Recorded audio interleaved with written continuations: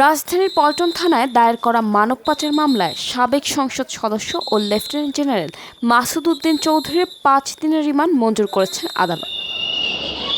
মঙ্গলবার 24 মার্চ বিকেলে ঢাকার মেট্রোপলিটন ম্যাজিস্ট্রেট আমিনুল ইসলাম জুনায়েদের আদালতে আদেশ দেন। এ সময় আসামির পক্ষে করা জামিন আবেদন নাকচ করা হয়। মামলার তদন্ত কর্মকর্তা ঢাকা মহানগর গোয়েন্দা পুলিশের উপপরিদর্শক রায়হানুর রহমান আদালতে 5 দিনের রিমান্ড আবেদন করেন। শুনানিতে তিনি রিমান্ডের প্রয়োজনীয়তা তুলে ধরেন। রিমান্ড শুনানিতে রাষ্ট্রপক্ষের আইনজীবী ওমর ফারুক ফারুকী আদালতে বলেন, বিদেশে লোক পাঠানোর নামে প্রায় 24,000 কোটি টাকা আত্মসাৎ করেছেন আসামি।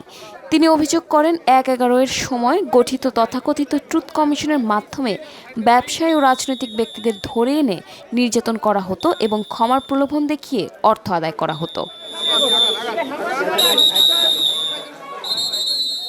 রাষ্ট্রপক্ষ আরও দাবি করে -2 ফর্মুলার মাধ্যমে জিয়া পরিবারকে রাজনৈতিকভাবে নিষ্ক্রিয় করার চেষ্টা করা হয়েছিল। এ প্রসঙ্গে আইনজীবী বলেন, যাকে নির্যাতন করে হত্যা করতে চেয়েছিল তিনিই এখন দেশের প্রধানমন্ত্রী। তিনি আরও বলেন, অর্থের লেনদেন, পাচার এবং সংশ্লিষ্টদের শনাক্ত করতে আসামিকে রিমান্ডে নেওয়া জরুরি। অন্যদিকে আসামি পক্ষের আইনজীবী শাহিন রিমান্ড বাতিল করে জামিনের আবেদন করেন। উভয় পক্ষের বক্তব্য শুনে আদালত জামিন আবেদন নাকচ করে 5 দিনের রিমান্ড মঞ্জুর করেন। এর আগে বিকাল 5:10 ডিবি পুলিশের একটি মাইক্রোবাসে করে মাসুদ উদ্দিন চৌধুরীকে ঢাকা সিএমএম আদালতে আনা হয়। 5:18 তাকে এজলাসে তোলা হয়।